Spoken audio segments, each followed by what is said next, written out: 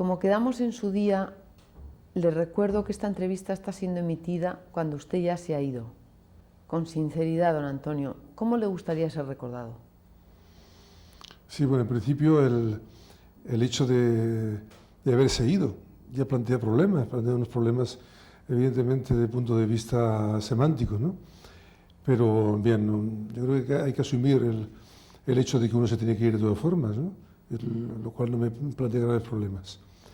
Bien, yo creo que me gustaría ser recordado como alguien que fue fiel a sí mismo, que no se traicionó y que realizó una obra perseverante, ¿no?, dentro de una investigación precisa sobre un universo muy preciso. No sé si le gustaría dejar algún mensaje al mundo del arte español, del que ha sido uno de los principales protagonistas. No, yo no pretendo nunca dejar mensaje, realmente me es difícil esto. Pero yo pienso que realmente solamente aquellos artistas que son fieles consigo mismos, aquellos artistas que son capaces de crearse un universo personal, un mundo personal, es decir, no ser artistas camaleónicos que van cambiando, sino que investigan y profundizan dentro de un mundo personal, son aquellos que realmente perduran en la historia. Me parece que en nuestra época hay tentaciones muy terribles y muy difíciles de solventar, como por ejemplo la moda, ese maridaje de moda con el comercio, que suplanta la vanguardia y que a veces suplanta realmente la autenticidad y el mensaje personal. ¿Y qué buscó con su actitud provocativa iconoclasta? Justamente provocar, yo creo que la provocación es muy importante en un momento determinado. La provocación juega un rol, un papel determinante en algunos periodos artísticos. Yo creo que en un momento determinado, en mi juventud, pues fui efectivamente provocador, tanto aquí como en París y sobre todo en España, donde la situación era mucho más atrasada desde el punto de vista cultural, ¿no? Y creo que esa pequeña provocación, tampoco vamos a exagerar, ¿no?, esa pequeña provocación es motivo de humor, motivo de estímulo, en el fondo es un motor mental para poder ir más allá, ¿no? Yo creo que forma parte de actitudes positivas, contradictorias y positivas, como es el humor y como es la contradicción, justamente, ¿no? Repasemos su vida. Usted nació en Huesca el 22 de septiembre de 1930 en una familia acomodada. ¿Qué recuerdos guarda de su primera infancia? Bien, son recuerdos, pocos recuerdos, puesto que nos fuimos cuando tenía yo 5 años ya, nos fuimos a vivir a Madrid, mi familia se instaló en Madrid, pero en fin, para mí Huesca de todas formas fue una cosa muy marcadora. Yo creo que es conocido por los psicólogos de que todo aquello que sucede hasta los 7 años te marca indeleblemente, ¿no? Y efectivamente para mí Huesca pues fueron cosas muy determinantes, como por ejemplo un parque precioso, donde hay un monumento que se llama Las Pajaritas, que es un monumento de las pajaritas, las mismas de papel, pero ampliadas en metal, en unas proporciones colosales. En esas pajaritas jugábamos de niños y además esas pajaritas fueron creadas por un pintor y un escultor y un hombre que se llama Ramón Acín, que fue fusilado durante la Guerra Civil Española, un personaje que fue amigo de mi madre y que forma parte de la mitología aragonesa actual, ¿no? Y realmente es una ciudad muy bellísima para mí, Huesca, con ese parque fantástico, con esa vida tranquila y con ese humor tan especial, que es el ostense, que es un humor muy diferente del humor de Zaragoza o de Teruel. Es un humor de Pirineo que es muy especial y que tiene particularidades muy interesantes. Así que podemos decir que fue usted un niño feliz. Sí, yo fui un niño feliz, evidentemente, a pesar de la tragedia posterior de la Guerra Civil Española, que es una cosa que te marca para siempre, en fin, como sin duda hablaremos de esto, porque es realmente para mí algo importante. Pero sí fui un niño feliz, porque mi familia era una familia llena de afecto y de cariño, muy cálido, todo muy cálido, muy comprensivo mis padres para con nosotros, realmente sí. ¿Y nacer en Aragón como Goya o Buñuel puede haber influido en su carácter, en su manera de ver el mundo? Yo nunca he hecho aragonesismo, esa defensa del aragonesismo a ultranza, ¿no? Como algo positivo, como algo que hay que defender, que además correspondería ahora con estas cosas que han sucedido últimamente en España, ese renacer de chauvinismo nacionalista o regionalista incluso, ¿no? Que me parece que es nefasto, ¿no? Pero pensándolo bien, realmente me siento afín a tres aragoneses fundamentales en la historia. El primero es Baltasar Gracián, que para mí es un escritor colosal, ¿no? El segundo sería Luis Buñuel, perdón, el segundo sería Goya, don Francisco de Goya y Lucientes, y el tercero sería Luis Buñuel. Y los tres, que forman parte de una trilogía para mí fundamental, ¿no? Y tan diferente, porque uno es un gran escritor, cineasta y pintor, un gran pintor, ¿no?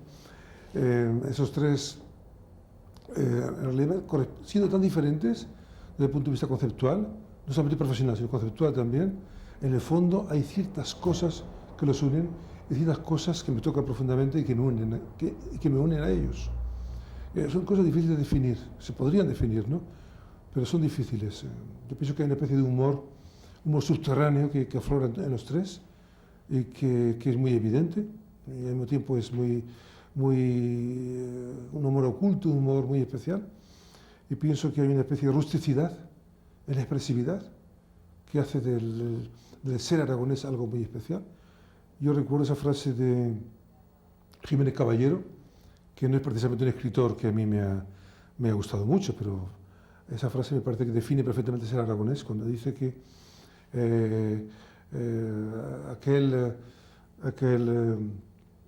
aquella brutalidad y elegancia de los aragoneses. Su padre, Antonio Saura, fue un abogado funcionario de Hacienda y su madre se llamaba Fermina Tarés. ¿Cómo lo recuerda? ¿Qué recuerdos tiene de sus padres? Ahondando un poco en lo que ya dijo. Sí. La muerte de mis padres fue reciente para mí, reciente para mí. Vivieron un tiempo y lo quise muchísimo. Mi madre fue pianista, una gran pianista profesional, que dejó de tocar cuando la vida familiar se lo impidió. Y ambos fueron de una gran bondad, yo creo, que contribuyeron a la formación nuestra, no artísticamente exactamente, sino en un terreno mucho más amplio realmente, ¿no? Mucho más amplio. Y pienso siempre en ellos con gran ternura, con gran cariño. Y ha sido realmente su muerte, esas cosas impensadas, sabes que van a morir, pero al mismo tiempo te produce una pena espantosa, ¿no? Realmente. Me marcaron para siempre, sí. Cuando comenzó la guerra civil, don Antonio, usted solo tenía 6 años. No sé si guarda algún recuerdo de entonces. Yo guardo algún recuerdo, sí. Guardo el recuerdo del día del estallido de la guerra civil, que nosotros estábamos jugando en el Parque de Retiro con mis hermanos. Y recuerdo que alguien se acercó a nosotros para decirnos: niños, ir a vuestra casa, que ha estallado la guerra, ¿no? Y recuerdo que en Madrid, en aquel momento, había realmente un clima por las calles de soledad y realmente de gran pesadumbre, ¿no? Realmente sí. Y por supuesto en mi casa, por supuesto en todo lo relacionado con la vida. Me da una memoria un episodio de la guerra civil que para mí es fundamental. Y es que ya en Barcelona, porque mi padre con mi familia vivimos en Madrid, después en Barcelona y luego en Valencia. Mejor dicho, luego en Valencia y luego en Barcelona, siguiendo el gobierno republicano, ¿no? Y en Barcelona, recuerdo que paseando con mi padre por las calles, por el centro de Barcelona, sonaron las alarmas de un bombardeo, ¿no? Y corrimos a refugiarnos, todo el mundo corría a refugiarse en un portal, ¿no? En aquel momento vi realmente un hombre correr y como la metralla le arrancaba la cabeza, y como esa persona daba todavía unos pasos y caía, ¿no? Y yo creo que ese recuerdo para mí ha sido fundamental en el futuro, ¿no? Incluso a través de mi obra, ¿no? Buscando relaciones incluso evidentes, ¿no? Esa presencia de la cabeza que para mí es fundamental en mi trabajo, ¿no? Que es un tema permanente, que ha sido un tema permanente. Claro, es que todo eso es con 6 años. Estamos la guerra hablando, civil fue el recuerdo más terrible de nuestra vida, realmente, ¿no? Tanto la de mi hermano como la mía, pues que la vivimos juntos, con una diferencia muy pequeña de edad. Y fue realmente algo inolvidable y algo terrible, sí. El día que el día que las tropas nacionales o nacionalistas ocuparon Barcelona, yo pregunto a mi madre, ¿no? ¿Qué pasa? ¿Qué pasa por las calles? Que están sucediendo cosas extrañas, ¿no? Y mi madre me dijo, hijo mío, dice, es que los buenos de antes son los malos de ahora. Posteriormente fue enviado interno con su hermano Carlos a un colegio marista de Getafe. ¿Qué recuerdos tiene? ¿O cómo, esto es así? ¿O? Fue una estancia muy breve en ese colegio, porque era tan espantosa la cárcel. Era realmente los muros kafkianos, los muros de Orwell, ¿no? Los muros fríos de una prisión, de un desierto en todos los sentidos, ¿no? Fue espantoso. Y la rigidez de aquella educación con la cual frente a la cual yo me sublevé enseguida, ¿no? E incluso con mi hermano pensamos huir del colegio. Yo creo que intentamos incluso un conato de huida, ¿no? Y después las cartas censuradas que nos llegaban. Yo escribía cartas a mis padres que se leían en público, como una acusación contra mí, que lo guardaban los hermanos. Hasta que realmente dimos el ultimátum a mi familia diciendo que no podíamos soportar más ahí y nos retiraron de ese colegio que ha marcado para mí también una visión nefasta de lo que es la represión. Quizá fue el primer paso, el primer encontronazo que tuvo usted con la represión. Yo creo que sí, sí. Aquí con la iglesia hemos topado, el amigo Sancho, ¿no? Yo creo que efectivamente me topé con el aspecto más negativo de la... Todo esto son cosas... Yo no soy religioso, soy agnóstico, no soy religioso, ¿no? Tengo un gran respeto por las religiones, no solamente por la católica, por las demás, ¿no? Respeto a quienes creen, ¿eh? E incluso yo pienso que es terrible no tener fe, porque esto que es, en el fondo puede ser una ayuda para vivir, ¿no? Pero realmente yo creo que la Iglesia Católica ha llegado a las cumbres de la degradación y de la ignominia en muchos periodos históricos y en el periodo a que me refiero concretamente. ¿Cómo fue su relación con Carlos Saura, su hermano? Mi relación con mi hermano fue siempre muy buena, Es decir, que además de ser hermanos, cosa que me parece rara, fuimos amigos. Es decir, pienso que esta amistad ha sido algo muy valioso para los dos, aunque ha habido discrepancias y tiernas desavenencias, ¿no? Pero eso no ha impedido de que realmente exista esta amistad muy profunda y de colaboración y de ayuda entre los dos, ¿no? Y así ha sido realmente. Aun teniendo profesiones tan diferentes y aun viviendo separadamente, siempre ha sido una amistad cordial y una complicidad, sobre todo. Ha habido complicidad. Sé que su amor por la poesía y la pintura comenzó desde muy pequeño. Sí, yo comencé a escribir y a pintar durante mi enfermedad, esa enfermedad que me mantuvo muchos años en el lecho, ¿no? Es decir, a partir de los 13 años, yo quedé enfermo a los 13 años y estuve varios años enfermo, inmovilizado prácticamente. Era una tuberculosis, me dijo. Sí, tuve tuberculosis ósea. Sí, estuve a punto realmente de morirme, como en otros lugares, como en otros momentos de mi vida, ¿no? Estoy a punto de morirme ya muchas veces en mi vida, hasta que me he muerto definitivamente. Pero no creo que esto sea realmente fundamental. No creo, ¿no? O sea, que no tiene que ver con la poesía y con la pintura. Es decir, no, la enfermedad fue una catalizadora, fue una forma de catalizar, sí, no una vocación, que es una palabra que me parece horrenda, ¿no?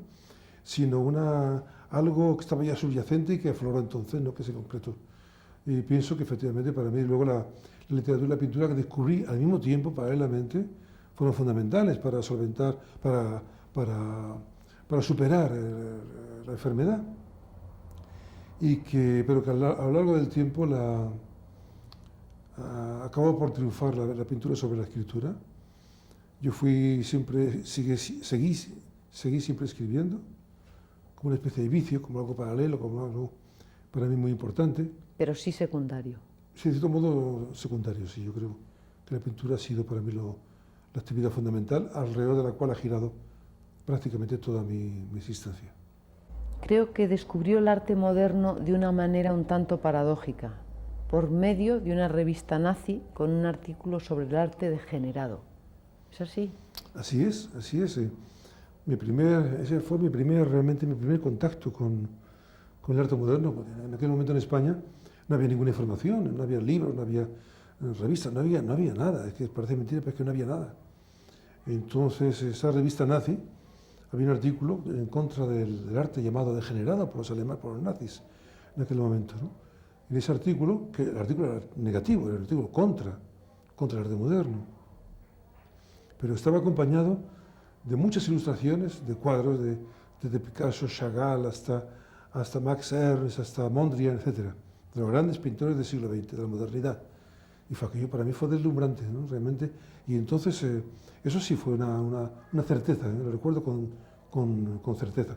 En aquel momento yo decidí que me interesaba el arte moderno y decidí ser antinazi. Sí lo recuerdo. ¿Qué edad tenía? Tenía 13 años, 13, entre los 13 y los 14, sí. Después, otro gran descubrimiento fundamental para mí fue el libro Ismos de Ramón Gómez de la Serna, que mi madre me regaló, yo se lo pedí a mi madre, y mi madre lo logró encontrar, porque un libro no publicado en España, sino que era publicado en Argentina, una edición de la editorial Poseidón, bellísima, ¿no? Que siempre he conservado conmigo. Y ese libro para mí fue el libro que me marcó realmente una apertura definitiva al mundo de la modernidad. Su obra fue un prodigio de precocidad. A los 17 años inició su obra plástica y 3 años después exponía por primera vez en la librería Libros de Zaragoza. Sí, esa fue mi primera exposición, cuando tenía 20 años, y era una exposición donde había cosas muy diferentes, conceptualmente muy diferentes, ¿no? Entonces estaba todavía indeciso sobre muchas cosas. Después ya mi pintura se decidió francamente en favor de surrealismo, de una pintura surrealista muy libre, ¿eh? No un surrealismo realista como Dalí, ¿no? Sino un surrealismo mucho más libre, más cercano al de Miró, el de Paul Klee, por ejemplo, ¿no? Y efectivamente esa fue mi primera exposición. Publiqué un pequeño texto que luego me pareció siempre insoportable, de pedantería, ¿no? Hablaba de mis diferentes ismos, de mis tentaciones, ¿no? Y después ya expuse en Madrid más adelante. El mismo año, al año siguiente expuse en Madrid, y una obra mucho más madurada, ya dentro de la órbita del mundo surrealista. La exposición de Madrid. De Madrid, fue en el año 51. Y cuando expone en Madrid en el 51, ¿la gente cómo reacciona? En Madrid la reacción fue ciertamente violenta, ¿eh? Hubo críticas muy duras, muy terribles, y también hubo gente que comprendió lo que yo hacía, que se identificó con mi trabajo, pero todo lo que se hacía entonces en Madrid caía en una especie de gran vacío, ¿eh? Un gran vacío. El mundo cultural era muy limitado, muy pequeño. Todos nos conocíamos prácticamente, nos conocimos enseguida, yo los conocí enseguida, en cuanto pude caminar y moverme, ¿no? Y realmente era pequeño, era un mundo muy pequeño y muy viciado también. ¿Y cómo reaccionaba Antonio Saura ante las malas críticas? Yo fui siempre indiferente a las críticas negativas. No sé si me lo creo.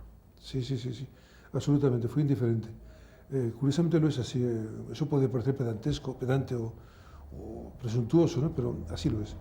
Yo leo mis críticas y por supuesto me gusta cuando hablan bien de mi trabajo, me gusta mucho, ¿no? Sobre todo cuando hablan inteligentemente de mi trabajo, ¿no?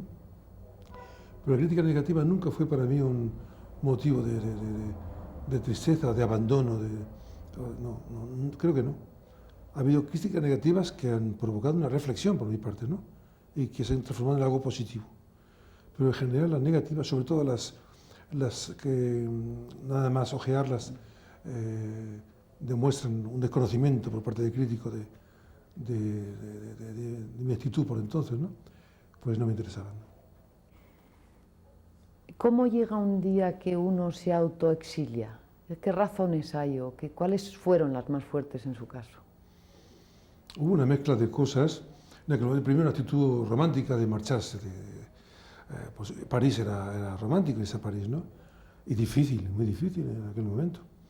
Y después París era el centro, había que pasar por París en aquella época todavía, ¿no? Para poder ser un pintor. París era una etapa prácticamente necesaria. Y después, efectivamente, había esa ambición cultural, realmente, de encontrarse en un ambiente ahogado, cerrado, miserable, ¿no? Realmente, desde el punto de vista cultural, y buscar respirar libertad. Yo fui a París para respirar, realmente. Hablábamos de que se autoexilió a París y allí don Antonio se vinculó con el movimiento surrealista. Con la perspectiva que dan los años, ¿qué destacaría de esa tendencia tan importante para el desarrollo del arte contemporáneo? Realmente yo me sentía surrealista entonces, ¿no? La única tarjeta de visita que he hecho hasta ahora en mi vida fue una que hice entonces que ponía Antonio Saura surrealista. Y la daba a todo el mundo en la Gran Vía en Madrid.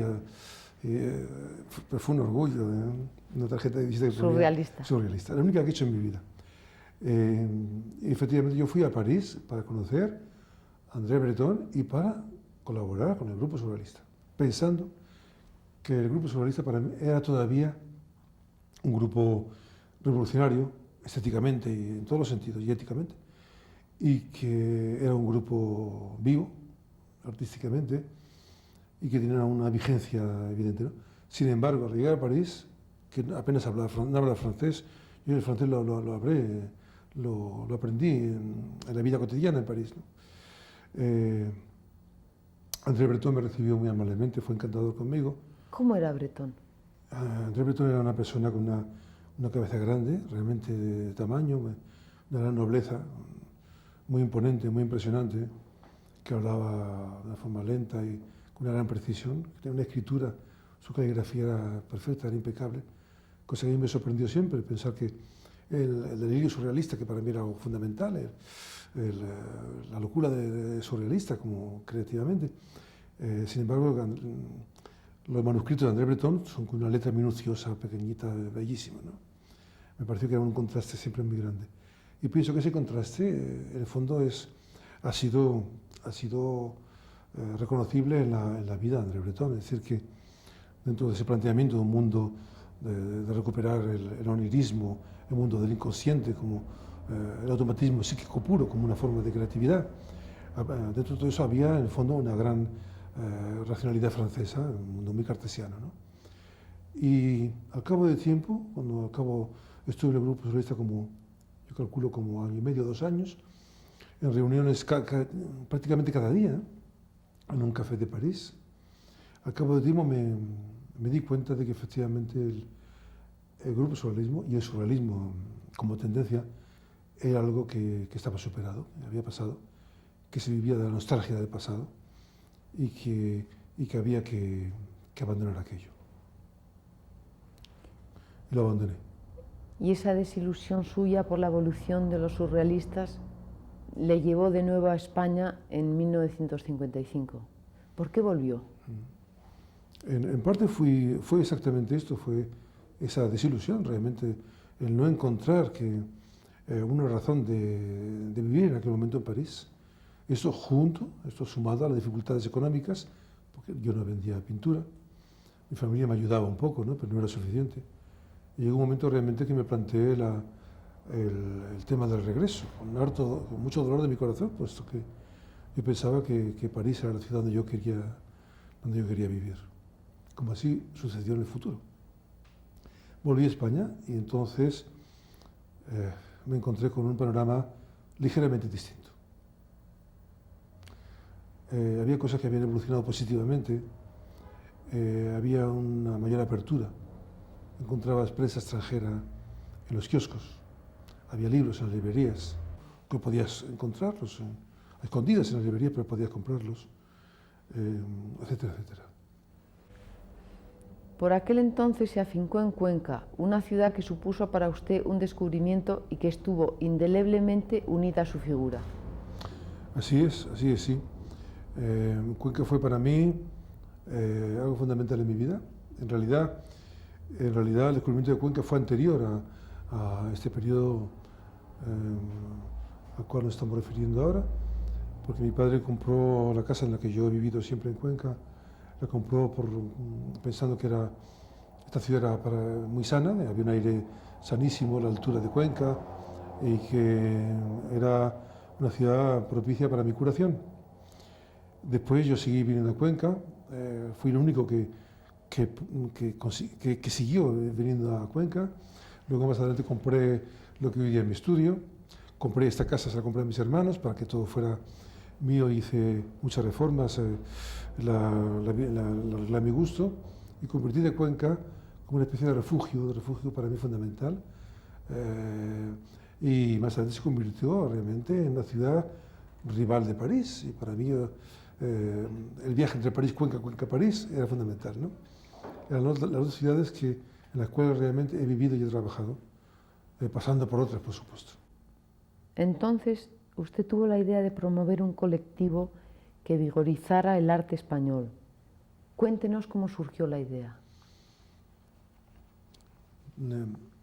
Al llegar a Madrid después de mi experiencia parisina, me sentí huérfano del grupo, de la idea del grupo, y de mi relación con un grupo estético. Entonces fue cuando decidí la formación del Grupo El Paso, a la cual aporté mi experiencia de grupo justamente en París. Y entonces, en compañía de José Ayllón, que fue mi cómplice y amigo entonces, que conocí en Zaragoza un poco antes, ¿no? Decidimos reunir cuanto de válido en aquel momento nos parecía que era válido en aquel momento en España, y concretamente en Madrid, para formar un grupo de acción estética y ética. Y bien, el Grupo El Paso nació de esa forma, bajo esta necesidad de agruparse, defenderse y atacar, ¿no?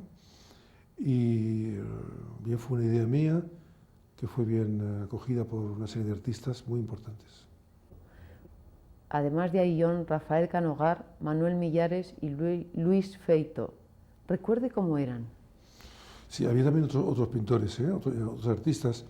Estaba también Pablo Serrano, que estuvo muy poco en el grupo, muy poco tiempo. Después Martín Chirino se añadió más tarde. Y Manolo Rivera también estuvo en el grupo, Viola estuvo en el grupo. Bien, pero fundamentalmente las figuras más importantes fueron efectivamente Millares, Feito y Canogar, que siguieron siendo mis amigos, ¿no? Hubo desavenencia, por supuesto, pero seguimos siendo amigos. La ruptura del grupo fue causada justamente por motivos complejos, ¿no? Pero uno de ellos, el más importante, fue sencillamente porque el grupo había dejado de tener validez, habían cambiado mucho las cosas. En segundo lugar, porque hubo también problemas como pasa siempre en los grupos, de celos, de rivalidades, etcétera, ¿no?